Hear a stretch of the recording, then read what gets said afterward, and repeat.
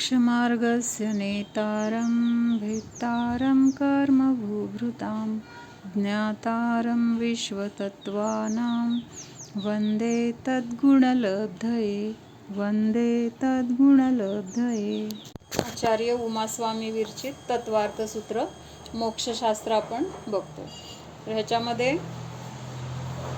आपण जे 3 प्रकारचे विपर्यास बघितले, स्वरूप विपर्यास, कारण विपर्यास आणि भेदाभेद विपर्यास. मग हे विपर्यास दूर करण्यासाठी उपाय काय आहेत तर ते आपण बघत होतो की ज्याद्वारे आपली ही विपरीत मान्यता किंवा आपल्या ज्या चुका आहेत त्या चुका नष्ट होऊन आपल्याला खऱ्या सुखाची प्राप्ती होण्यासाठी हे बघत होतो. तर आपण काल बघितलं 80. तर ह्याच्यामध्ये आपण 3 नंबरचा पॉइंट बघत होतो. परद्रव्य जड़ कर्म और शरीर से जीव त्रिकाल भिन्न है. परद्रव्य म्हणजे जो काही संयोग आहे तर त्या सगळ्या संयोगापासून, म्हणजे हे संयोग म्हणजे काय आहे तर नो कर्म आहे. ह्या नो कर्मापासून किंवा आपलं शरीर पण काय आहे, नो कर्म आहे. किंवा जे ज्ञानावरणादी 8 कर्म आहेत ते ज्ञानावरणादी 8 कर्म, ह्या सर्वांपासून हा जीव तिन्ही काळामध्ये भिन्न आहे. राहतोय कुठं? ह्या सगळ्याच्या संयोगामध्ये आहे अनादी काळापासून, पण ह्या सगळ्या संयोगामध्ये असला तरी त्यापासून तो कसा आहे, पूर्णपणे भिन्न आहे. पूर्णपणे भिन्न आहे म्हणजे ह्या सगळ्या द्रव्यामध्ये असलेले गुण ह्या जीवामध्ये आले नाहीत किंवा जीवाचे गुण ह्या द्रव्यामध्ये गेले नाहीत किंवा त्या द्रव्यरूप आपला जीव झाला नाही. म्हणून म्हटलेलं आहे त्रिकाल भिन्न आहे. जब वे एक क्षेत्रावगाह संबंध से रहते हैं तब भी जीव के साथ एक नहीं हो सकते. म्हणजे आता एक क्षेत्रावगाहामध्ये कोण कोण राहतंय? जीव आणि शरीर किंवा पुद्गल हे तर झालं. अजून कोण आहे एक क्षेत्रावगाहामध्ये? अजून कुठलं द्रव्य आहे जे आपल्या सोबत आहे की जिथं आपण जाऊ आपल्या सोबत येते, काढून ठेवता येत नाही? शरीर आलं ना, शरीराला पकडलं. म्हणजे आकाशद्रव्य, कालद्रव्य आपल्या जीव स्वरूपामध्ये नाही आहेत. आपल्यामध्ये कोण आहे आता? आपल्याला शरीर आणि जीव हे तर हा भावी काय 8 कर्म. म्हणजे हे सुद्धा कसे आहेत 8 कर्म. आपण जिथं जिथं जातो, ज्या क्षेत्रामध्ये असेल किंवा कुठल्या नवीन ठिकाणी गेलो तिथं सुद्धा हे काय आहेत आपल्या सोबत येतात.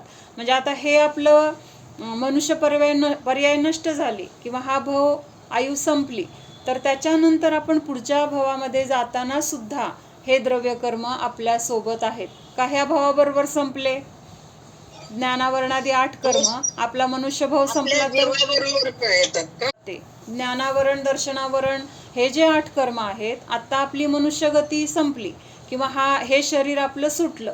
मग शरीर सुटलं त्याबरोबर सगळे 8 कर्म सुटले का? तर शरीर आपलं वेगळं झालंय, पण म्हणजे शरीराचा आणि जीवाचा एक क्षेत्रावगाह संबंध आत्तापर्यंत होता तो आता संपला. म्हणून ते काय झाले, वेगळे वेगळे झाले.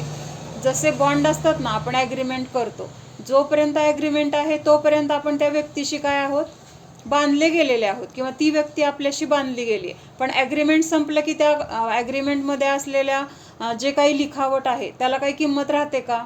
नाही राहत. तसं ह्या जीवाचा आणि शरीराचा एक क्षेत्रावगाह संबंध जोपर्यंत हे आयुकर्म आहे तोपर्यंत आहे. मग आयुकर्म संपलं की काय होतंय, हे शरीर वेगळं होतंय आणि जीव वेगळा होतंय. पण जे द्रव्यकर्म आहेत ज्ञानावरणादी 8 कर्म ते वेगळे होत आहेत का? त्यांचा म्हणजे एक क्षेत्रावगाह संबंध कधी संपणार आहे तर जेव्हा आपलं म्हणजे हे संसारी अवस्था नष्ट होणार आहे आणि सिद्ध अवस्था प्रकट होणार आहे, तेव्हा काय होणार आहे, ह्यांचा पूर्णतः आपला संबंध राहणार नाही. किंवा दुसऱ्या अपेक्षेने ज्ञानावरण वगैरे ह्या कर्मांचा सतत उदय चालू आहे की नाही? कर्माचा उदय तर प्रतिक्षणाला चालू आहे आणि नवीन बंध पण प्रतिक्षणाला चालू आहे. त्यामुळे हे कर्म आपल्यासोबत सतत आहे असं म्हटलं जातं. पण पहिलं कर्म निघून गेलंय म्हणजे काय झालंय, त्याचा आपल्याशी असलेला एक क्षेत्रावगाह संबंध त्या वेळेला तिथं संपलेला आहे. आणि जे आत्ता आपल्यासोबत आहे त्यांचा संबंध अजून आहे. जेव्हा त्यांची वेळ येणार आहे तेव्हा ते पण कर्म उदयाला येऊन संपणार आहे. मग जेव्हा संपतं त्यावेळेस तिथं आपला तो एकक क्षेत्रावगाह संबंध त्या कर्माबरोबर असलेला संपला असं म्हटलं जातं. पण आता ह्या भवातून दुसऱ्या भवात आपण जातोय तेव्हा आपल्यासोबत ही कर्म आहेत, म्हणून काय म्हटलेलं आहे, त्याचा संबंध आपला एकक क्षेत्रावगाह अजून संपलेला नाही. हां, मग त्याच्या पुढं काय सांगितलंय की एक द्रव्य के द्रव्य क्षेत्र काल भाव दुसरे द्रव्य में नास्ती रूप है. काय सांगितलंय, प्रत्येक द्रव्याचे त्याचे त्याचे स्वचतुष्टय आहेत. म्हणजे प्रत्येक द्रव्यामध्ये आहेत, एका द्रव्यामध्ये नाहीत आणि दुसऱ्या द्रव्यामध्ये आहेत असं नाही. जेवढी द्रव्य ह्या विश्वामध्ये आहेत प्रत्येक द्रव्याचे स्वचतुष्टय, चतुष्टय म्हणजे काय, 4, अशा 4 गोष्टी त्या त्या द्रव्याच्या आहेत, म्हणून त्याला काय म्हटलं जातं, स्वचतुष्टय, स्वतःचे चतुष्टय, स्वतःच्या असलेल्या ह्या 4 गोष्टी. मग कुठल्या आहेत ह्या 4 गोष्टी, तर द्रव्य, क्षेत्र, काल आणि भाव. हे प्रत्येक द्रव्याचं कसं आहे, स्वतःचं स्वतःच्या स्वरूपामध्ये आहे, ते वेगळं होत नाही किंवा दुसऱ्याचं चतुष्टय आपल्यामध्ये येत नाही, आपलं चतुष्टय दुसऱ्यामध्ये जात नाही. लक्ष, 4 गोष्टी आणि त्या 4 गोष्टी प्रत्येक द्रव्याच्या आहेत. म्हणजे जीव द्रव्याच्या पण आहेत, उद्गल द्रव्यामध्ये पण आहेत, आकाश, काल, धर्म, अधर्म ह्या द्रव्यामध्ये पण आहेत. मग आता हे काय आहेत, द्रव्य, क्षेत्र, काल आणि भाव. द्रव्य म्हणजे काय, ते द्रव्य जे आता जीव आहे तर त्या जीवाचं जे द्रव्य आहे तर ते काय म्हटलंय, त्याचं स्वद्रव्य असं म्हटलेलं आहे. मग आता आपण जीव आहोत, मग आपण जीव आहोत हे एक द्रव्य आहे, मग आपलं हे जीवद्रव्य ह्याला काय म्हटलेलं आहे, स्वद्रव्य असं म्हटलेलं आहे. त्याच्यानंतर लक्षात आलं स्वद्रव्य. तसं पुद्गल द्रव्य, पुद्गल परमाणू आहे तर त्या पुद्गल परमाणू हे एक द्रव्य आहे, मग ते पुद्गल परमाणू हे त्या पुद्गलाचं काय झालं, स्वद्रव्य झालं, स्वतःचं द्रव्य झालं, त्या द्रव्यावर दुसऱ्या कुणाचा अधिकार नाही, म्हणून काय म्हटलेलं आहे, ते स्वद्रव्य असं म्हटलेलं आहे. त्याच्यानंतर आता स्वक्षेत्र, प्रत्येक द्रव्याचं क्षेत्र कसं आहे, त्याचं क्षेत्र ठरलेलं आहे, त्याच्या क्षेत्रामध्ये दुसरं कोणी प्रवेश करू शकत नाही. म्हणजे असं अबाध आहे किंवा असं सुरक्षित आहे की त्या आपल्या क्षेत्रामध्ये परद्रव्याचा प्रवेश होऊ शकत नाही. मग असं जे क्षेत्र आहे ते पण प्रत्येक द्रव्याचं कसं आहे, स्वतंत्र आहे, म्हणून त्याला काय म्हटलेलं आहे, स्वक्षेत्र असं म्हटलेलं आहे. मग जीवाचं स्वक्षेत्र कशाला म्हटलेलं आहे, कुठं आहे जीवाचं क्षेत्र, आपण ज्या घरामध्ये राहतो, ज्या पृथ्वीवर राहतो किंवा मध्यलोकात राहतो ते आपलं क्षेत्र आहे का, जीवाचं स्वक्षेत्र कुठलं आहे, आत्मप्रदेश. तर जीव, बरोबर, जीवाचे जे असंख्यात प्रदेश आहेत तर तेच काय आहे, जीवाचं क्षेत्र आहे. आणि ह्या जीवाच्या असंख्यात प्रदेशामध्ये अन्य कुठलंही द्रव्य प्रवेश करू शकत नाही किंवा आपले जीवाचे असंख्यात प्रदेश देखील अन्य द्रव्यामध्ये प्रवेश करू शकत नाही. म्हणजेच काय झालं, हे आपलं क्षेत्र कसं आहे, आपलं स्वतःचं आहे, कारण ह्याच्यामध्ये दुसरं कोण येत नाही किंवा आपण दुसऱ्यामध्ये जात नाही, म्हणून हे स्वक्षेत्र कसं आहे, तर आपलं आहे. म्हणून त्याला असंख्यात म्हणजे ते जेवढे प्रदेश आहेत ना त्या प्रदेशांची संख्या किती आहे, तर ते असंख्यात म्हटले. असंख्यात म्हणजे काय, ज्याला मोजता येणार नाही आपल्याला. संख्यात पर्यंत काय होतं की मोजलं जाऊ शकतं. म्हणजे आता मोजण्याचे जे परिमाण आहेत ना, मोजमाप करण्याचं जे माप आहे तर ते असं एक स्थूल रूपाने 3 ठिकाणी आपण विभागून बघितलेलं आहे.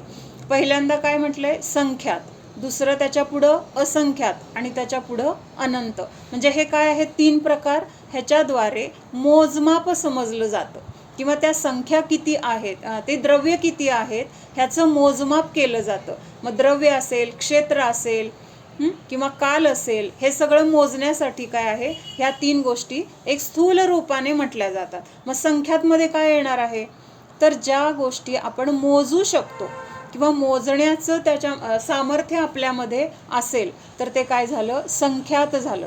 आणि जे आपण मोजू शकत नाही तर त्याला काय म्हटलेलं आहे, असंख्यात किंवा त्याच्या पुढं जाऊन अनंत असं म्हटलेलं आहे. असंख्यात सुद्धा कसं आहे, अजून मर्यादित आहे, पण अनंत कसं आहे, अमर्यादित, त्याला तर मोजण्याचं म्हणजे शक्यच नाही, त्याला आपण मोजूच शकत नाही. मग आता ह्या 3 गोष्टींना आपल्या ज्ञानाच्या द्वारे जाणायचं म्हटलं तर संख्यातला कोण जाणू शकतं, कुठलं ज्ञान जाणू शकतं, तर मती आणि श्रुतज्ञानाचा विषय संख्यात आहे. म्हणजे मती आणि श्रुतज्ञानाच्या द्वारे ह्या संख्यात किंवा द्रव्य किती आहेत, संख्यात आहेत, तर ती संख्यात द्रव्य किती आहेत हे जाणण्याची शक्ती मती आणि श्रुतज्ञानामध्ये आहे. लक्षात येते का? म्हणजे मती आणि श्रुतज्ञानाच्या द्वारे संख्यात असलेल्या द्रव्यांना, संख्यात असलेल्या गोष्टींना जाणलं जाते. अवघड संख्यात म्हणजे काय आहे, तर मती आणि श्रुतज्ञानाच्या द्वारे जी संख्या जाणली जाते तर त्याला काय म्हटलेलं आहे, संख्यात. असंख्यातला कोण जाणतंय, कुठलं ज्ञान जाणणार, तर अवधी ज्ञान आणि मनपर्यय ज्ञान. अवधी ज्ञान मनपर्यय ज्ञान संख्यातला पण जाणणार आणि त्याच्यापेक्षा जास्त त्याची क्षमता आहे. मग कुठेपर्यंत ती क्षमता आहे, अवधी आणि मनपर्यय ज्ञानाच्या द्वारे संख्यात आणि असंख्यात अशा दोन्हीही गोष्टी तिथं काय होतात, जाणल्या जातात. म्हणजे ती शक्ती अवधी आणि मनपर्यय ज्ञानामध्ये आहे. आणि अनंतला कोण जाणू शकणार, अनंतला कोण जाणणार, केवल ज्ञान. म्हणजे केवल ज्ञानामध्येच ती शक्ती आहे की अनंतला जाणू शकतात. किंवा अनंत म्हणजे नक्की किती आहे हे आपल्याला केवल ज्ञान झाल्यानंतर समजणार. तर आपले द्रव्य, आपले क्षेत्र, आपलं क्षेत्र किती आहे, असंख्यात प्रदेशी आहे. मग त्या क्षेत्रामध्ये अन्य कोणाचा प्रवेश होत नाही आणि आपणही दुसऱ्यामध्ये प्रवेश करू शकत नाही. ह्या अपेक्षेने ते कसं आहे, आपलं आपलं ते क्षेत्र आहे, म्हणजेच ते स्वक्षेत्र म्हटलं जातं. त्याच्यानंतर काल, तो काय आहे, स्वकाल. स्वकाल म्हणजे काय, आपल्या द्रव्याचं अस्तित्व किती काळासाठी आहे, मावशी आपण किती काळासाठी आहोत, अनादि अनंत आहे. आपला काळ म्हणजे कुणाचा घ्यायचा, जीवाचा घ्यायचा. हे शरीर किंवा हे तर आपण नाही आहोत. ही पर्याय नष्ट झाली, संपली, त्याचा आपला संबंध नाहीये. आणखीन नवीन पर्याय धारण केली जाईल, ती पण सुटेल. म्हणजे हे पर्याय म्हणजे आपण नाहीये. तर ह्या पर्यायामध्ये जे अस्तित्व ज्ञानदर्शन स्वरूपी जो आहे तर तो कोण आहे, तो मी जीव आहे. आणि त्या जीवाचं अस्तित्व किंवा त्या जीवाचं काल किती आहे, तर अनादि अनंत असा त्या जीवाचा काल आहे. अनादि काळापासून आहे आणि अनंत काळ असणार आहे. म्हणजे फक्त आपणच आहोत का अनादि अनंत, ह्या विश्वामध्ये जेवढे जीव आहेत तेवढेच अनादि अनंत आहेत का, अजून कोण आहे अनादि अनंत, सहाही द्रव्य अनादि अनंत आहेत. म्हणजे सहाही द्रव्यांचा काल काय झाला, अनादि काळापासून आहेत, अनंत काळापर्यंत आहेत. म्हणजे हा त्या द्रव्याचा काय झाला, स्वकाल झाला. मग असं हे प्रत्येक द्रव्य कसं आहे, अनादि अनंत आहे. तर ते काय झालं, त्या त्या द्रव्याचा स्वकाल झाला. आणि भाव म्हणजे काय घ्यायचं, त्या द्रव्याचा जो स्वभाव आहे तर तोच काय आहे, त्याचा भाव झाला. मग प्रत्येक द्रव्याचे गुणधर्म कसे आहेत, प्रत्येकाचे वेगळे वेगळे आहेत. माझ्या जीवद्रव्यामध्ये अनंत गुण आहेत, ज्ञानदर्शन आहे. तुमच्या जीवामध्ये पण अनंत गुण आहेत, तुमच्यामध्ये पण ज्ञानदर्शन इत्यादी गुण आहेत. पण माझा ज्ञान गुण, माझं दर्शन गुण, माझं चारित्र गुण हे कुठं आहे, माझ्याच द्रव्यामध्ये आहे आणि ते माझा स्वभाव आहे. तुमच्यामध्ये असलेलं ज्ञानदर्शन माझा स्वभाव होईल का, होईल का, तो तुमचा झाला. म्हणजे तो त्या त्या द्रव्याचा स्वभाव झाला, तो माझा स्वभाव नाही. मग माझा जो भाव आहे तो माझ्या द्रव्यामध्ये आहे आणि त्या भावाला किंवा त्या गुणधर्माला स्वभाव असं म्हटलेलं आहे त्या द्रव्याचा. म्हणजे माझ्यामध्ये आहे तो माझा स्वभाव, तुमच्यामध्ये आहे तो तुमचा स्वभाव, पुद्गलामध्ये आहे तो पुद्गलाचा स्वभाव. असं प्रत्येकाचं काय आहे, द्रव्य, क्षेत्र, काल आणि भाव आहे. मग त्यांनी वाक्य काय घेतलंय, एक द्रव्य के द्रव्य क्षेत्र काल भाव दुसरे द्रव्य में नास्ती रूप है. म्हणजे परद्रव्यामध्ये मी जाऊ शकत नाही. परद्रव्याचा काल तो माझा काल नाही, परद्रव्याचं क्षेत्र ते माझं क्षेत्र नाही, परद्रव्याचा भाव तो माझा भाव नाही. म्हणजेच काय आहे, परद्रव्याचे जे गुण आहेत त्या गुणांची माझ्यामध्ये नास्ती आहे. नास्ती आहे म्हणजे काय, ते माझ्यामध्ये नाहीत. लक्षात येते ना, परद्रव्याचे ज्ञान दर्शन माझ्यामध्ये येऊ शकते का, माझ्यामध्ये थोडं ज्ञान कमी आहे, तुमचं थोडं द्या, देऊ शकताय का? किंवा मी तुम्हाला देऊ शकते का? नाही देऊ शकत, कारण एकमेकामध्ये आपण प्रवेश करूच शकत नाही. त्यामुळं काय आहे, माझं अस्तित्व माझ्यामध्ये आहे, माझं अस्तित्व परामध्ये नाही, किंवा दुसऱ्या परद्रव्यामध्ये पण माझं अस्तित्व नाही. मग ह्या शरीरामध्ये तर आता एवढा जीव हा अनादी काळापासून आहे, अनंत त्यांनी शरीर धारण केलेले आहेत. मग त्या शरीरावर एवढं प्रेम पण आहे, मग आपल्यातलं थोडं ज्ञान त्या शरीरामध्ये द्यायचं म्हटलं तर देऊ शकतोय का? नाही देऊ शकत. म्हणजेच हे काय आहे, प्रत्येकाचे स्वचतुष्टय प्रत्येकाच्या द्रव्यामध्येच आहेत, ते अन्य द्रव्यामध्ये नाहीत. ह्यालाच काय म्हटलेलं आहे, माझ्या स्वचतुष्टयाची परचतुष्टयामध्ये परद्रव्यामध्ये नास्ती आहे, किंवा परचतुष्टयामध्ये नास्ती आहे. दुसऱ्यांच्या चतुष्टयामध्ये माझे स्वचतुष्टय प्रवेश करू शकत नाहीत, ते चतुष्टय परद्रव्याचे माझ्यामध्ये येऊ शकत नाहीत. ह्या अपेक्षेने इथं काय म्हटलेलं आहे, एका द्रव्याचे स्वचतुष्टय दुसऱ्या द्रव्यामध्ये नास्ती रूप आहेत, क्योंकि दूसरे द्रव्य से वह द्रव्य चारों प्रकार से भिन्न है. द्रव्यापेक्षेने भिन्न आहेत, क्षेत्रापेक्षेने भिन्न आहेत, काल अपेक्षेने भिन्न आहेत, भाव अपेक्षेने पण भिन्न आहेत. म्हणजे माझं द्रव्य वेगळं, परद्रव्य समोर दिसतंय ते वेगळं, हे आपल्याला लक्षात येते की नाही? स्वतंत्रता लक्षात येते की नाही? म्हणजेच हे काय आहे, द्रव्यापेक्षेने पण प्रत्येक द्रव्य वेगळं आहे, क्षेत्र प्रत्येकाचं क्षेत्र वेगळं आहे, काल प्रत्येकाचा वेगळा आहे. जरी प्रत्येक द्रव्याचा काळ अनादी अनंत आहे, तरी सुद्धा तो त्याचा स्वतंत्र काळ आहे. माझा स्वतंत्र काळ आहे. ह्या अपेक्षेने काळ सुद्धा कसा आहे, भिन्न आहे, आणि स्वभाव किंवा गुणधर्म तर भिन्न आहेत, हे आपण बघितलं. प्रत्येक द्रव्य स्वयं अपने गुण से अभिन्न है. आता इथं परद्रव्यापासून तर भेद भिन्नता दाखवली, त्यांचे चतुष्टय आपले चतुष्टय भिन्न आहेत हे दाखवलं. मग आता काय केलंय, स्वद्रव्यामध्ये आणलंय. मग स्वद्रव्यामध्ये प्रत्येक द्रव्य स्वयं अपने गुण से अभिन्न है. म्हणजे परद्रव्यापासून आपण भिन्न आहोत, पण स्वतःच्या गुणांपासून भिन्न आहोत का?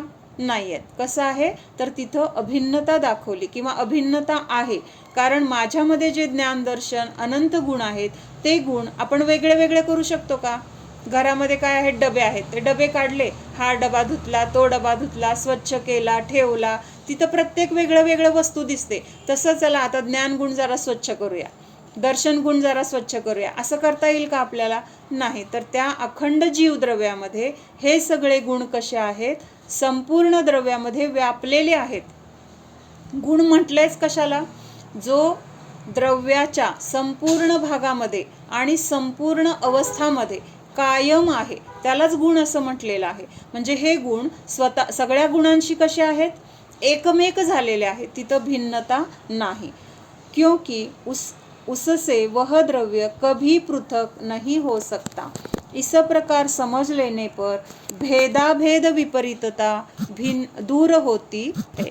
म्हणजे जिथं भेद करायला पाहिजे तिथं आपण अभेदता करतोय, आणि जिथं अभेदता करायला पाहिजे तिथं आपण भेद करायला जातोय. ही जी आपली विपरीत मान्यता आहे, तर हे सगळं प्रत्येक द्रव्याची स्वतंत्रता, त्याचे स्वचतुष्टय कसे भिन्न आहेत हे लक्षात घेतल्यानंतर तिथं ही भेदाभेद विपरीतता काय होते, नष्ट होते. तर क्षेत्र भिन्नता आपण बघतो ना, म्हणजे प्रत्येक द्रव्याचं क्षेत्र वेगळं आहे, माझं स्वक्षेत्र वेगळं आहे, प्रत्येक द्रव्याचं स्वक्षेत्र वेगळं आहे. पण इथं आपण भेद किंवा अभेदता कशी करतो, की ही माझी जागा, ह्या माझ्या जागेमध्ये कुणी यायचं नाही, किंवा काय करतो, मी ही जागा त्यांना वापरायला दिली, मी त्यांना बसायला जागा दिली, माझ्या जागेमध्ये मी त्यांना राहायला परवानगी दिली, मग ती तर परद्रव्य आहे. मग त्या परद्रव्यामध्ये आपण प्रवेशच करू शकत नाही, ते परद्रव्याचं क्षेत्र आहे, आणि तिथं काय करतोय आपण, अभिन्नता मानतोय, माझं मानतोय ना. माझं म्हणलंच म्हणजे काय केलं, तिथं मी आणि ते क्षेत्र एक असं केलं. मग माझं क्षेत्र ते नसताना मी त्या क्षेत्राला आपलं मानणं, हे काय झालं, तिथं अभेद मानलंय. आणि ही अभेदता आहे का प्रत्यक्षात, ते क्षेत्र वेगळं आहे. हे जी जमीन दिसते किंवा हे सगळं आपण जिथं राहतोय ते घर वगैरे, हे सगळं काय आहे, आकाशद्रव्याचं क्षेत्र आहे.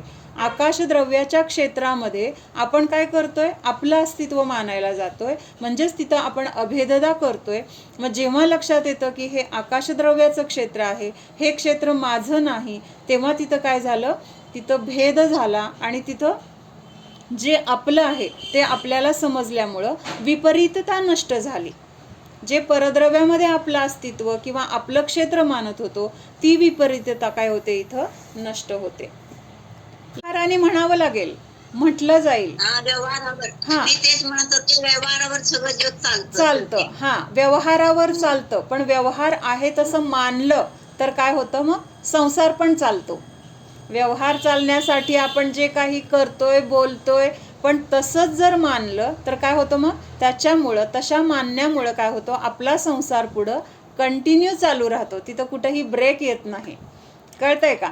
म्हणून व्यवहार हा फक्त चालण्यासाठी आहे, किंवा तिथं कुठली अडचण येऊ नये म्हणून तिथं तसं मानलं जातं. नाहीतर काय होणार आहे, आता हे घर माझं आहे असं व्यवहाराने म्हणावं लागते, माझ्या नावावर आहे हे दाखवावं लागते. जर कुणी ह्याच्यावर हक्क दाखवला तर आपण काय म्हणणार, हे काय माझ्याकडे कागदपत्र आहेत, ह्या क्षेत्राचं जे काही माप असेल, जे काही त्याचा नंबर असेल किंवा त्याच्यावर नाव, हे सगळं आपण तिथं प्रूफ म्हणून दाखवतो. जर असं नाही दाखवलं तर काय होणार आहे, कोणी त्याच्यात येऊन राहील आणि माझं म्हणेल. म्हणजे व्यवहारात असं होऊ नये, सगळी व्यवस्था बिघडून जाईल, व्यवस्था बिघडून जाईल. मग ही व्यवस्था व्यवस्थित चालण्यासाठी व्यवहार केलेला आहे. पण जर हे माझंच घर आहे असं म्हणून बसलो तर मग मेल्यानंतर हे आपल्यासोबत यायला पाहिजे.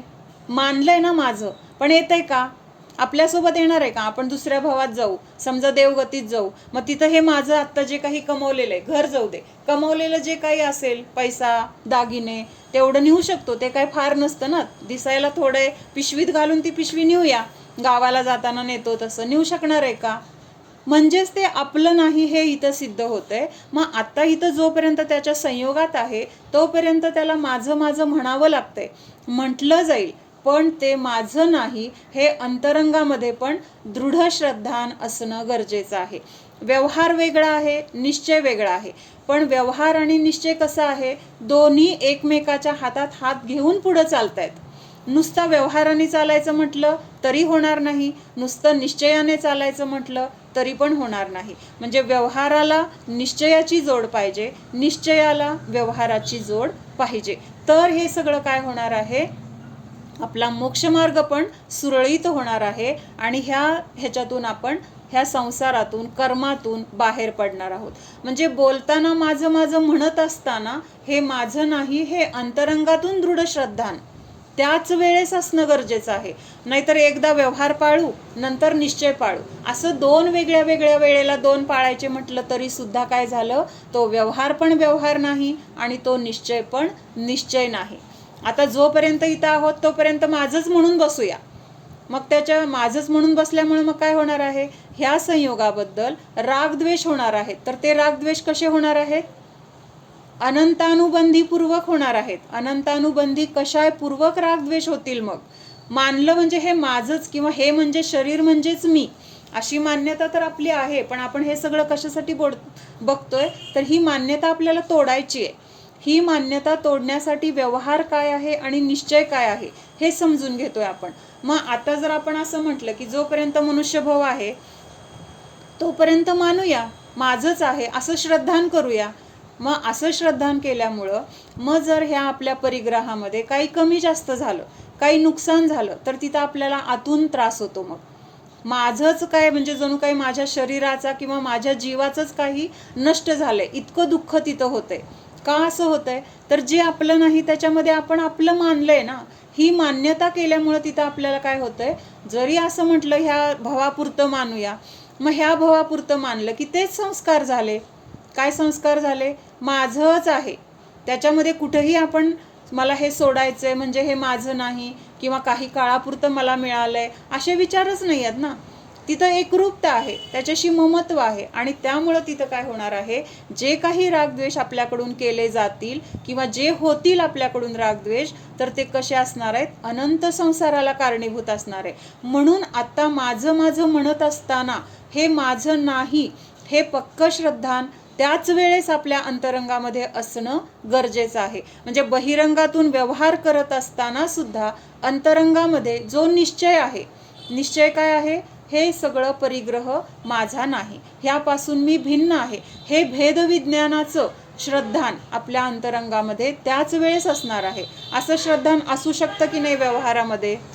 त्याला अजून काय भेदविज्ञान झालं नाही असा मिथ्यादृष्टी जीव असं भेद करू शकतो की नाही, आपलं आणि पर असं भेद करतो की नाही, असं श्रद्धान त्याचं व्यवहारामध्ये म्हणजे संसारामध्ये त्याला काय व्यवहार निश्चय नाही आहे, पण म्हणजे संसारामध्ये किंवा जीवन जगत असताना तिथं त्याच्याकडून असं भेद होतो की नाही, करू शकतो की नाही?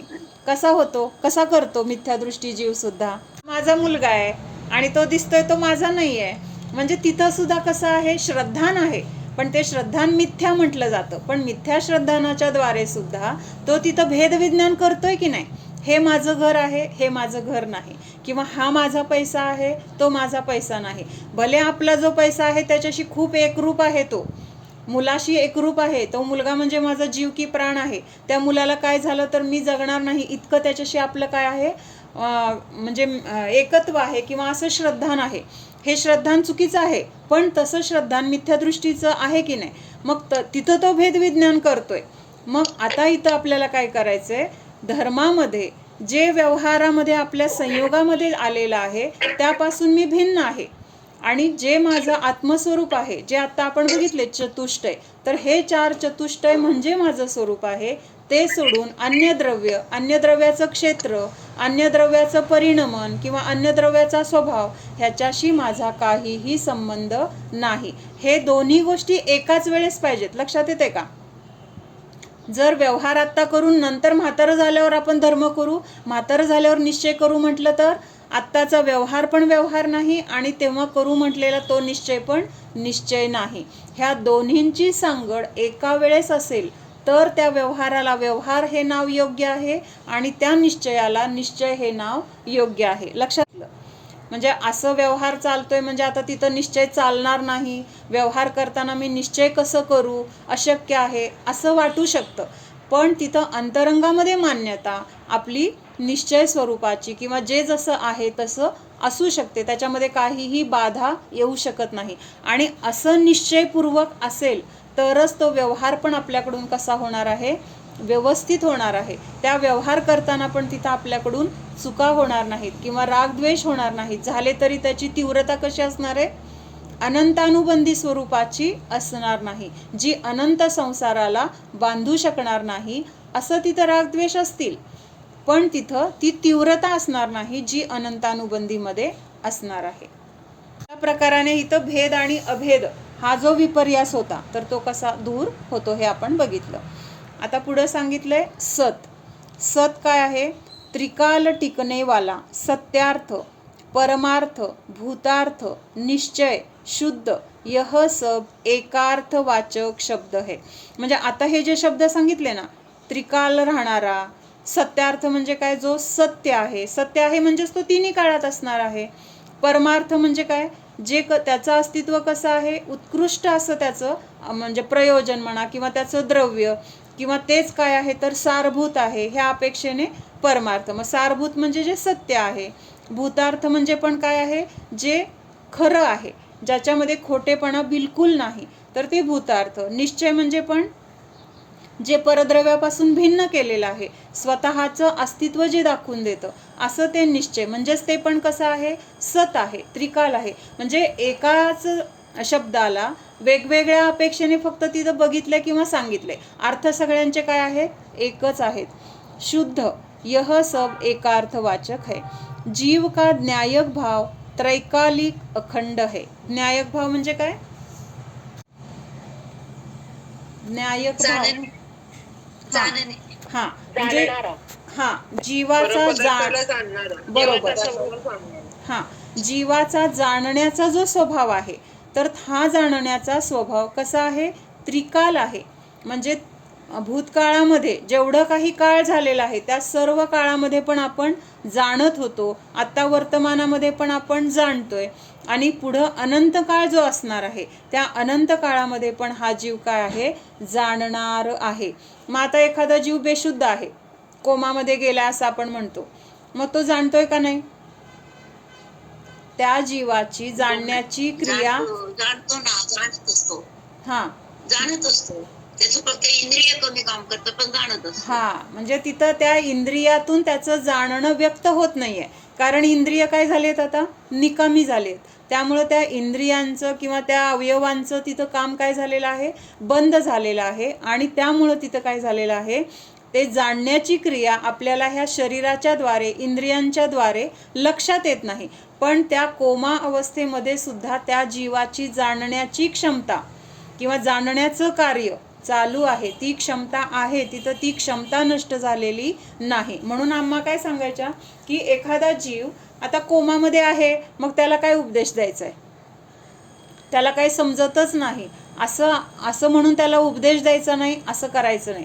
तर जरी तो कोमामध्ये आहे, जरी त्याला आत्ता काही प्रतिकार किंवा प्रतिक्रिया आपल्याला त्याच्याकडून दिसत नाही, पण तिथं काय करायचंय, त्याला उपदेश द्यायचा आहे. उपदेश म्हणजे काय, जे काही संबोधन करायचे, जे काही त्याला आपल्याला सांगू वाटतंय धर्माच्या अपेक्षेने, ते तिथं आपण त्याला सांगायचे.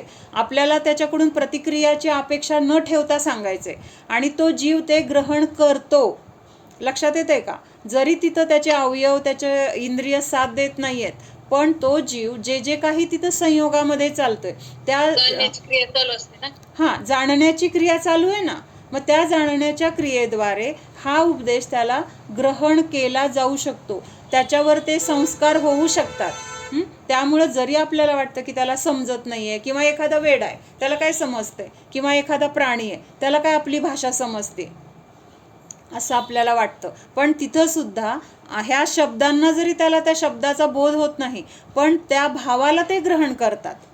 लक्षात येते का? आणि ते संस्कार त्या जीवावर होतात, भले आपली भाषा त्यांना कळत नाहीये. म्हणून त्या सिंहाच्या भवामध्ये महावीर भगवंतांचा जीव होता, मग तिथं त्या चारण वृद्धिधारी मुनींनी उपदेश दिला, मग त्या भाषा त्या सिंहाला येत होती का मुनींची, किंवा ते जे काही सांगत होते ते तत्वज्ञान त्याला माहीत होतं का अगोदर?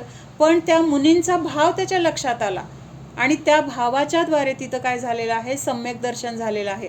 म्हणजे हे जाणण्याची क्रिया प्रत्येक जीवाची प्रत्येक अवस्थेमध्ये, प्रत्येक पर्यायामध्ये कसं आहे, चालू आहे, ती कधीही बंद होत नाही. कारण तो आपला स्वभाव आहे, आणि स्वभाव कसा असतो, अनादि अनंत. त्या स्वभावाला व्यक्त होण्यासाठी कुठलीही बाधा तिन्ही काळामध्ये नसते. म्हणून काय सांगितलंय, जीव का न्यायक भाव त्रैकालिक अखंड है, इसलिए वह सत्यार्थ, परमार्थ, भूतार्थ, निश्चय और शुद्ध है.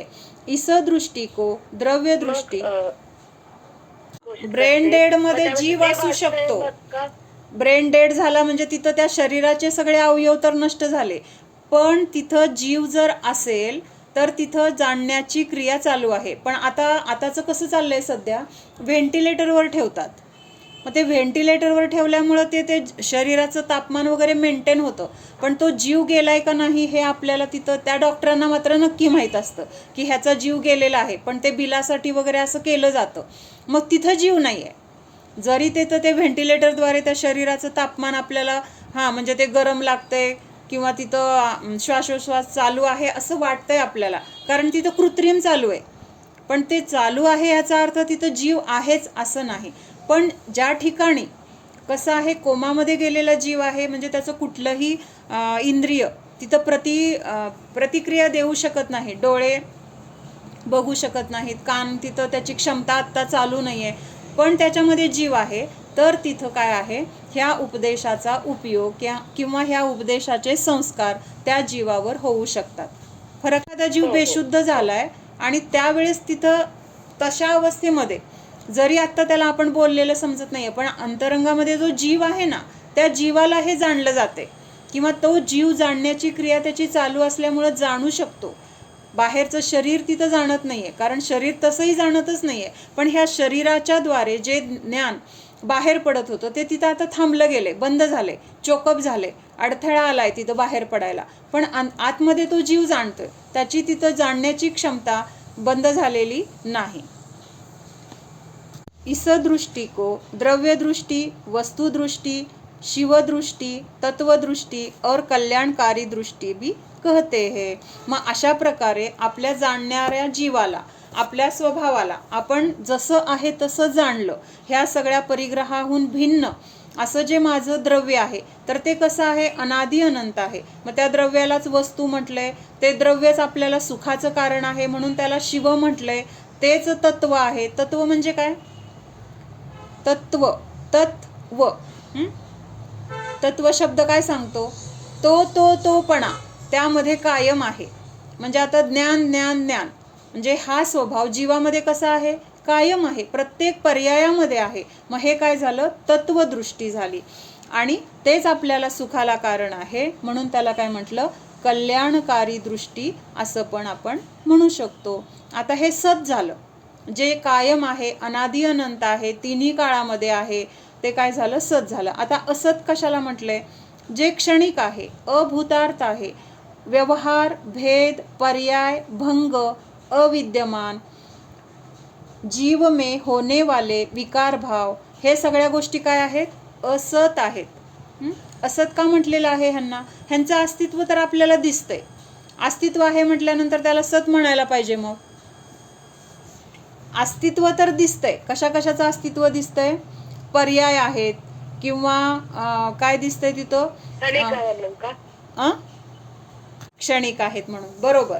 म्हणजे पर्यायाचं अस्तित्व दिसतंय, रागद्वेष केलेले दिसत आहेत किंवा तिथं बदल होताना दिसत आहेत.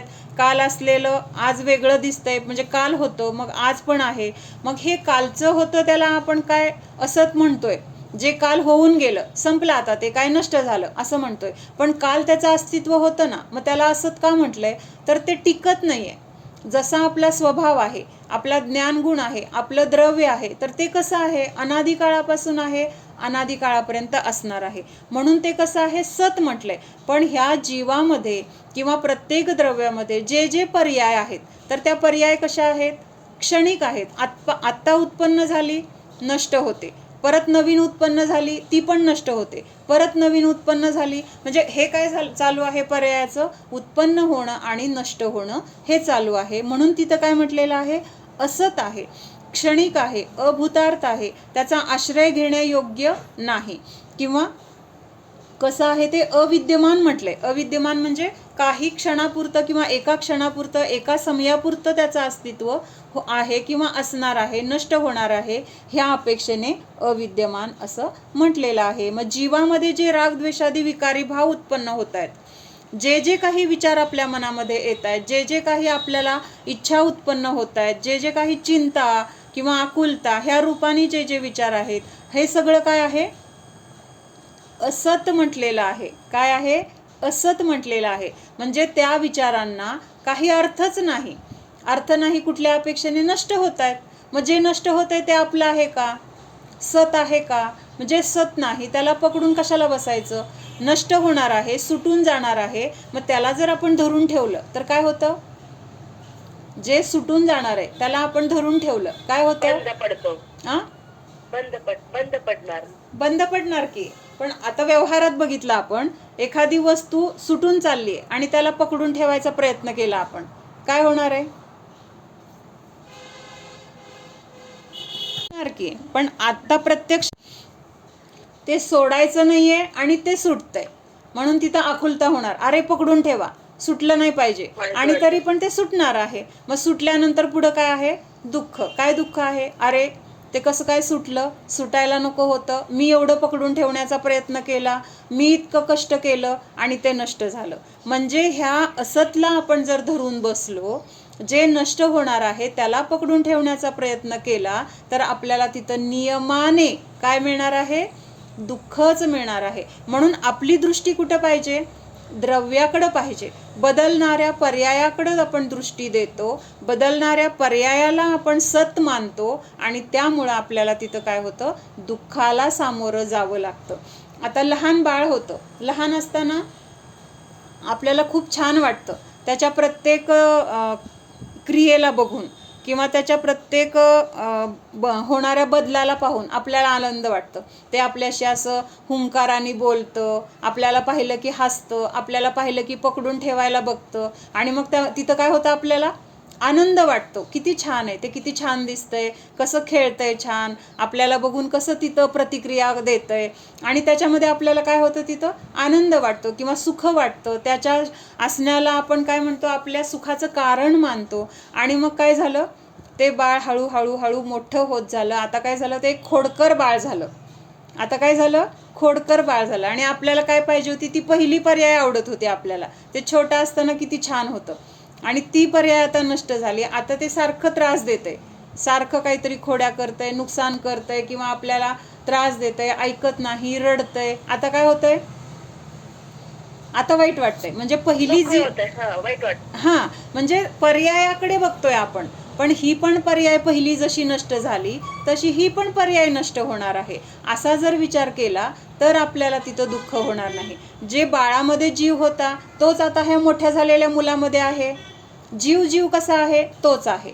आणि तिथं काय होतंय, बाहेरून जर बघितलं तर तिथं आपल्याला काय होतंय, कधी आनंद वाटतोय आणि कधी दुःख वाटतंय.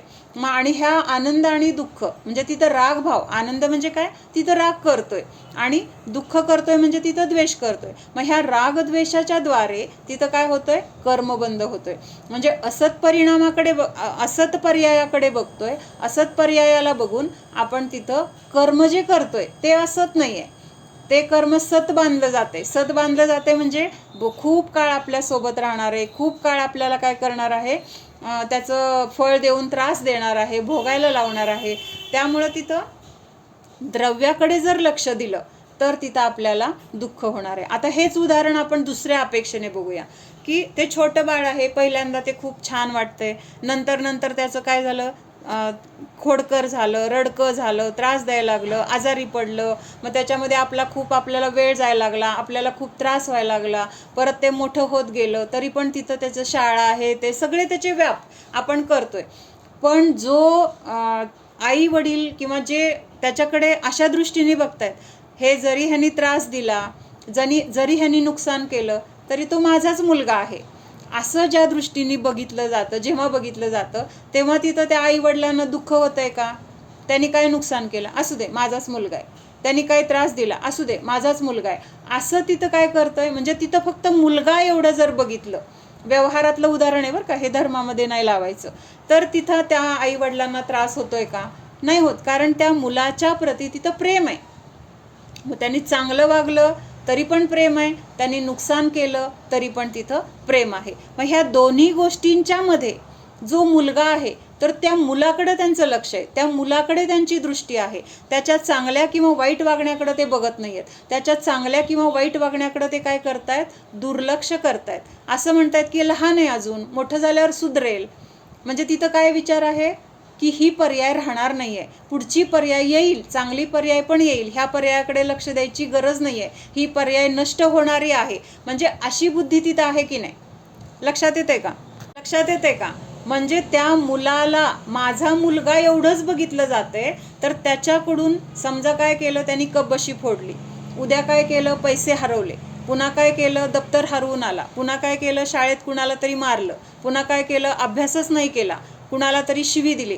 ह्या सगळ्या क्रिया करत असताना ते त्याला सुधारायचा प्रयत्न करतायत बरं का, ते बघायचं नाही आहे मला. आत्ता मला काय म्हणायचं, हे सगळं असताना सुद्धा नाही बाबा हा मुलगा फार त्रास देतो तर ह्याला हाकलून द्या, ह्याला घरात ठेवू नका, असं कुठले आई वडील करतात का, तर नाही. तिथं त्यांना काय भाव आहे, नाही आत्ता हा चुकतोय, लहान आहे, त्याला समजत नाही, थोडं जसं जसं तो मोठा होईल तसं तसं हे सगळे दुर्गुण पण त्याचे नष्ट होतील. म्हणजेच ती पर्याय जी आत्ता आपल्याला वाटते की ह्या पर्यायामुळं दुःख झालं, त्रास झाला, त्याने असं वागलं, ती पर्याय नष्ट होणार आहे. हा तिथं काय आहे, दृष्टिकोन असल्यामुळं तिथं त्यांना दुःख वाटत नाही. किंवा त्या मुलाला टाकून द्यावं, सोडून यावं कुठंतरी, किंवा त्याला तिथं पोलिसाच्या ताब्यात द्यावं, असे भाव नाही आहेत. का नाही आहेत, तर ह्या बाहेरच्या पर्यायांकडे ते बघत नाही आहेत. त्या पर्यायांच्या आतमध्ये जे जीवद्रव्य आहे, जो मुलगा आहे, तर तो मुलगा चांगला आहे, तो चांगला होणार आहे, हा विश्वास आहे त्यांना. मग तसं आपल्या संयोगामध्ये पण आत्ता जे जे काही घडतंय ना, चांगलं असेल वाईट असेल तर त्या काय आहेत, पर्याय आहेत. आणि पर्याय कशी आहे, असत आहे, ती नष्ट होणारी आहे. मग त्या पर्यायाला बघून आपण चांगलं म्हणतोय, त्या पर्यायाला बघून आपण दुःख करतोय. मग जे निघूनच जाणार आहे त्याच्याबद्दल इष्ट अनिष्ट भाव करण्याची गरजच नाही. जे द्रव्य आहे त्या द्रव्याकडे जर दृष्टी दिली तर तिथं काय म्हटलेलं आहे, ते आपल्या सुखाला कारण आहे. मग त्या द्रव्याकडे दृष्टी दिल्यामुळं आपल्याला ह्या असत पर्यायांचा नाश झाला, विनाश झाला, तिथं काय अजून उत्पन्न झालं त्याच्याकडे बघून आपल्याला दुःख होणार नाही. म्हणून ही द्रव्यदृष्टी असणं गरजेचं आहे. एखाद्या सोनाराकडे एखादा माणूस काहीतरी दागिना घेऊन गेला. आता दागिना घेऊन गेला, तो दागिना कसा आहे, मिसळ असलेला दागिना आहे. मिसळ म्हणजे त्याच्यामध्ये काहीतरी बाकीचं घातलेलं आहे. पण आता त्या सोनाराची दृष्टी कशावर आहे, त्याच्यामध्ये किती सोनं आहे त्या सोन्याची किंमत तो सांगतोय. बाकीचं जे काय आहे तर त्या सोनाराची दृष्टी त्याच्यामध्ये असलेल्या बाकीच्या अशुद्ध द्रव्यांकडे आहे का, नाहीये. फक्त त्याच्यामध्ये माल किती आहे, सोनं किती आहे. म्हणजे ही द्रव्यदृष्टी आपल्याला पण असेल तर आपल्याला काय होणार आहे, मग आपल्याकडून निश्चय आणि व्यवहार हे दोन्ही पण व्यवस्थित होणार आहे. मग असंच समजून आपला काय फायदा आहे, असत म्हणजे नष्ट होणारे आहे. मग जे नष्ट होणार आहे त्याच्याकडे दृष्टी लावण्यापेक्षा जे सत आहे, जे कायम माझ्यासोबत राहणार आहे, जे कधीही मला सोडून जाणार नाही, त्याच्याकडे दृष्टी दिली तर आपल्याला दुःख होणार नाही. जॉब आहे, नवीन जॉब निघालेत. काय काय निघालेत, एक अधिकाऱ्याचं पण आहे, प्यूनचा पण आहे. प्यूनचा पण आहे. अधिकाऱ्याचा जॉब कसा आहे तर परमनंट, एकदा तिथं लागलं की मग जोपर्यंत त्याचा कालावधी आहे तोपर्यंत तिथं तो राहणार आहे. आणि दुसरीकडं पण अजून एक जॉब आहे आणि तो कसा आहे, एक 2-3 महिन्याचा आहे. किती आहे, 2-3 महिने, 6 महिन्या त्याच्यासाठी आहे. आणि हा जो कायमचा आहे तर त्याचा पगार आहे 20,000. आणि जो 2-3 महिन्याचा आहे त्याचा पगार आहे ₹1,00,000. मग आता विचार काय करायला पाहिजे, काय करायला पाहिजे विचार, पगार दिसतोय पण ₹1,00,000 किती येणार आहेत, 2-3 महिने येणार आहेत, पुन्हा घरातच बसायला लागणार आहे. पण हे 20,000 जरी असला तर आयुष्याच्या शेवटपर्यंत मिळत राहणार आहेत. म्हणून दृष्टी जे कायम टिकणार आहे त्याच्याकडे असेल आणि जे नष्ट होणार आहे त्याच्याकडे नसेल तर तो जीव निश्चिंत राहू शकतो. मग त्यांनी जॉब पकडला कायम जो असे आहे तो, तर तो आता कसा आहे, निश्चिंत आहे. आता मला शेवटपर्यंत काळजी नाही, कायमस्वरूपी हा मला जॉब मिळालेला आहे. आणि जर हा 2-3 महिन्याचा असेल तो पकडला तर काय होणार आहे, 2 महिने संपत आले की अरे आता काय करू, आता काय करू, मग चिंता सतावणार आहे परत. मग ती लहानपणी आपल्याला कोंबडीची गोष्ट सांगायची ना, एक सोन्याची अंड देणारी कोंबडी आहे. मग त्या माणसाचं लक्ष कशाकडे, अंड्याकर, मला भरपूर अंडी एकदमच पाहिजेत. मग ती कोंबडी आहे, त्या कोंबडीकडे जर त्यांनी लक्ष दिलं, कोंबडीला सांभाळलं तर ती रोज एक अंड देणार आहे ना, रोज एक सोन्याचं अंड मिळणार आहे. आणि ते रोज मिळून मिळून त्याचं तो श्रीमंत होणार आहे. पण त्याला काय पाहिजे होतं, एकदम पाहिजे. म्हणून मग त्या सोन्याकडे बघितलं त्यांनी, कोंबडीकडे दुर्लक्ष केलं आणि ते सोनं आत असेल म्हणून त्यांनी त्या कोंबडीला मारून गेलं. म्हणजे हातचं पण गेलं, म्हणजे आजचं पण गेलं आणि पुढचं पण गेलं. म्हणून दृष्टी कशावर पाहिजे तर जे मुख्य आहे, जे कायम टिकणार आहे, जे कधीही नष्ट होणार नाही, अशा सतद्रव्यावर दृष्टी दिली तर तिथं काय आहे, आपल्याला सुख मिळणार आहे. असतवर दृष्टी दिली तर आपल्याला दुःखच मिळणार आहे. जीव में होने वाले विकारी भाव असत है क्योंकि वह क्षणिक है और टालने पर टाला जा सकता है. जीव अनादिकाल से इस असत विकारी भाव पर दृष्टि रख रहा है, इसलिए उसे पर्याय बुद्धि, व्यवहार विमूढ़, अज्ञानी, मिथ्या दृष्टि, मोही और मूढ़ भी कहा जाता है. पण अनादिकाळापासून आपण काय केलंय, ह्या पर्यायाकडे बघतोय. आत्ता जी पर्याय प्राप्त झाली ती पर्याय म्हणजे मी. ही पर्याय पण नष्ट होणारी आहे. भले आत्ता 70, 80, 100 वर्षाची असेल, पण अनंत काळापुढे हे 100 वर्ष जरी आपण पकडले तरी ते सुद्धा कसे आहेत, अल्प, म्हणजे अगदी कणा एवढे पण नाही आहेत अनंत काळाच्या हिशोबाने बघितलं तर. म्हणजे हे सुद्धा कसे आहेत, क्षणिकच आहेत, नष्टच होणारे आहेत. मग ह्याच्याकडे दृष्टी दिल्यामुळं आपल्याला रागद्वेष होत आहेत. मग हे टिकलं पाहिजे. मग जर ह्याच्यामध्ये काही त्रास उत्पन्न झाला तर तिथं आकुलता होते, असं वाटतं की नष्ट होऊ नये. मग मगाशी म्हटलं ना की जे सुटत जाणार आहे त्याला जर पकडून ठेवायचं म्हटलं तर आपल्याला दुःख मिळते. मग ह्या शरीराला सांभाळण्यासाठी आपण खूप प्रयत्न करतोय. मग काय रोग झाला, असाध्य रोग झाला, मग त्याच्यासाठी जीवाचा आटापिटा करतोय, अगदी काय पाहिजे तेवढा पैसा खर्च करतोय, अगदी अशुद्ध औषधंसुद्धा तिथं देतोय. पण ती पर्याय टिकणार आहे का? त्याची वेळ झाल्यानंतर ती नष्टच होणार आहे. मग नष्ट झाल्यानंतर तिथं दुःख करतोय, एवढे डॉक्टर केले, एवढा पैसा केला, एवढी तिथं सेवा केली, एवढं सगळं केलं, पण ते काय आहे, शेवटी राहिलंच नाही. कसं राहील? कारण ते राहणार नव्हतंच. ते असत आहे, ती पर्याय आहे, ती नष्ट होणार आहे, ह्याच्याकडे आपली दृष्टी नाही आहे. मग आता ही पर्याय दृष्टी समजली आपल्याला. मग पर्याय नष्ट होत असताना किंवा पर्याय अशी नष्ट होणार आहे हे कळल्यानंतर जर आपल्या संयोगामध्ये असा जीव आहे की जो आजारी आहे किंवा ज्याला काहीतरी रोग झाला आहे, ज्याची सेवा करणं गरजेचं आहे, ज्याला औषध पाणी करणं गरजेचं आहे, मग आता आपल्याला कळलंय की पर्याय तर असत आहे, मग कशाला करायचं त्या जीवाचं? तर हे पण लक्षात पाहिजे की ही पर्याय तर नष्ट होणार आहे, पण जोपर्यंत हा संयोग आहे तोपर्यंत त्या जीवाला ज्या ज्या पद्धतीने शांत वाटेल, ज्या ज्या पद्धतीने त्याचं दुःख कमी करता येईल, ते सगळे प्रकार किंवा त्या सगळ्या क्रिया आपल्याकडून केल्या गेल्या पाहिजेत, करायला पाहिजेत. काय नष्टच होणार आहे, मग कशाला द्यायचं औषध? काय नष्टच होणार आहे, मग दुखू दे, दुखलं तर दुखलं, असं म्हटलं तर तो व्यवहार नाही. म्हणजे तिथं ती पर्याय नष्ट होणार आहे ही निश्चय दृष्टी पण पाहिजे. आणि असं असताना तिथं जे जे योग्य आहे ते करणं, अगदी मनापासून करणं, आदराने करणं, हे सुद्धा काय हा व्यवहार म्हटला जाईल. कधी? ते निश्चय समजून तिथं तो व्यवहार केला गेला पाहिजे. नाहीतर तिथं मग म्हणून म्हटलं, नुसता व्यवहार पकडून पण चालत नाही आणि नुसतं निश्चय पकडून पण चालत नाही. पर्याय नष्ट होणार आहे, संयोग नष्ट होणार आहेत. आता जे जे काही माझ्या संयोगामध्ये आहे ते काही काळापुरतं आहे, नष्ट होणार आहे, हे आपल्याला अंतरंगातून पक्क श्रद्धान पाहिजे. आणि हे श्रद्धान असताना मग व्यवहारामध्ये आपल्याकडून जे जे संयोग असतील त्या संयोगाशी आपले व्यवहार होत असताना, क्रिया करत असताना तिथं ते व्यवस्थित पद्धतीने जसं गरज आहे तसं केलं गेलं पाहिजे. तर तिथं निश्चय आणि व्यवहार ह्यांचा सुमेळ आहे असं म्हणता येईल. लक्षात येते ना?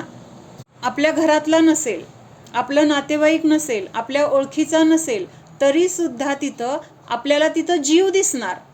कळतंय का? माझं तुझं दिसणार नाहीये. तिथं गरज काय आहे हे दिसणार. तिथं औषध, तिथं भूक लागली आहे, तिथं कपड्याची गरज आहे, तिथं आश्रयाची गरज आहे, ह्या सगळ्या तिथं गरजा व्यवहाराने आपल्याला महत्त्वाच्या वाटून आपण त्या गरजा पुरवणार. आणि हे करत असताना अंतरंगातून काय मान्यता असणार? मी त्याचा करता पण नाही. आज त्याचा पुण्याचा उदय आला म्हणून तो आपल्या इथं आलाय आणि त्याच्याकडे जे जे काही आत्ता गरजेचं नाही ते माझ्याकडं आहे. आणि त्याचा पुण्याचा उदय असा आहे की मला त्याला त्या गोष्टी द्याव्या वाटतायत. त्याला भूक लागली आहे ना, जे मी आज जेवण केलं ताजं तेच मला त्याला द्यायचे भाव आहेत. जे माझ्याकडं एक्स्ट्रा आहे, त्याच्याकडं कपडे नाही आहेत, तर मग मी फाटकं तुटकं नाही, चांगलंच देणार. त्याला द्यायचंय ना, तर त्याच्या पुण्याचं उद्या त्याला मिळते. मी कोण देणारा? त्याला आसरा, बाबा इथं झोप, हे औषध घे, हे कर. मग तिथं आपला त्याचा काही संबंध नसताना सुद्धा ह्या गोष्टी आपल्याकडून चांगल्या पद्धतीने केल्या जाणार. हा व्यवहार खरा व्यवहार. तिथं का खरा म्हटलेला आहे? तिथं निश्चयपूर्वक. नाहीतर आता व्यवहारात कसं चाललेलं असतं, व्यवहारामध्ये नाही, माझ्या तोंडात व्यवहार येते सारखं, जगामध्ये संसारामध्ये आपला काही संबंध नाही आहे. ते त्याला काहीतरी दुःख आहे, त्याला काहीतरी रोग आहे, त्याला काहीतरी भूक लागली आहे, मग आपण कशाला द्यायचं? त्याचं कोण असेल त्याला येऊन द्यावं, त्यांनी द्यायला पाहिजे, त्यांचं कर्तव्य. आणि ते तर करत नाही आहेत. जे कोण त्याचे असतील ते तर करत नाही आहेत. मग ते करत नाही आहेत म्हणून आपण करायचं नाही असं जर म्हटलं तर व्यवहार राहणार नाही. मग कुणी करो न करो, माझ्यासमोर ती गोष्ट दिसतीये ना, तिथं ती गरज देणं गरजेचं वाटतंय ना, तर ते माझ्याकडून सहज दिलं जाणार. तिथं त्याचा कर्तापणा पण असणार नाही किंवा त्याच्या बदल्यात काही मोबदल्याची पण, म्हणजे त्यांनी पण माझ्याशी अशी परतफेड करावं ही अपेक्षा पण तिथं असणार नाही. असं निश्चय आणि व्यवहार ह्याचा सांगड असला पाहिजे. त्याच्यानंतर जीव अनादिकाल से इस असत विकारी भाव पर दृष्टि रख रहा है, इसलिए उसे पर्याय बुद्धि, व्यवहार विमूढ़, अज्ञानी, मिथ्या दृष्टि, मोही और मूढ़ भी कहा जाता है. अज्ञानी जीव इस असत क्षणिक भाव को अपना मान रहा है, अर्थात वह असत को सत मान रहा है। इसलिए इस भेद को जानकर जो असत को गौण करके सत स्वरूप पर भार देकर अपने न्यायिक स्वभाव की ओर उन्मुख होता है, वह मिथ्या ज्ञान को दूर करके सम्यक ज्ञान प्रकट करता है, उसकी उन्मत्तता दूर हो जाती है। पर्याय असत आहे, आपण त्याला सत मानतोय, मग असतला असत मानलं, सतला सत मानलं, असं करून आपलं जे सत आहे त्याच्याकडे आपली दृष्टी गेली तर तिथं काय होणार आहे, आपलं मिथ्या ज्ञान नष्ट होणार आहे, सम्यक ज्ञान प्रकट होणार आहे आणि उन्मत्तता म्हणजे काय, कसंही वागणं, वाटेल तसं करणं किंवा जे आहे तसं न समजता दुसरंच काहीतरी करणं, तर ही उन्मत्तता काय होते, तिथं नष्ट होते. ओम. सावधान, जाणा हा मी शुद्ध जीव आहे, जाणणारा आहे, मात्र जाणत आहे. जाणणे सोडून मी अन्य काहीही करणारा नाहीच. हा मी जीव माझ्या स्वचतुष्टयाने परिपूर्णच आहे. द्रव्य अपेक्षेने पूर्ण आहे, क्षेत्र अपेक्षेने पूर्ण आहे, काल अपेक्षेने पूर्ण आहे, भाव अपेक्षेने पूर्णच आहे. म्हणजेच मला पूर्णतेसाठी परद्रव्याची गरज नाही, परद्रव्याची अपेक्षा नाही. या माझ्या जीवद्रव्यामध्ये अनंत सुख आहे. मी सुखाने पण परिपूर्णच आहे, ज्ञानाने पण परिपूर्णच आहे. मला परचतुष्टयाची गरज नाही, परद्रव्याची गरज नाही. हा मी जीव सत स्वरूपी आहे, माझा कधीही नाश होतच नाही. स्वतःच्या शुद्ध द्रव्य स्वरूपाला जाणणे हीच द्रव्यदृष्टी आहे. शरीराला, पर्यायाला जाणणे, त्याला सत मानणे ही तर पर्याय दृष्टी मूढता आहे, पर्याय मूढता आहे. पर्याय क्षणिक आहे, असत आहे, नष्ट होणारी आहे. हे शरीर, ही मनुष्य पर्याय क्षणिकच आहे, नष्टच होणारी आहे. या पर्यायामध्ये सतबुद्धीच माझ्या दुःखाला कारण आहे. जाणा, जो जाणतोय त्या सत स्वरूपाला जाणा. सत्स्वरूपोऽहम्.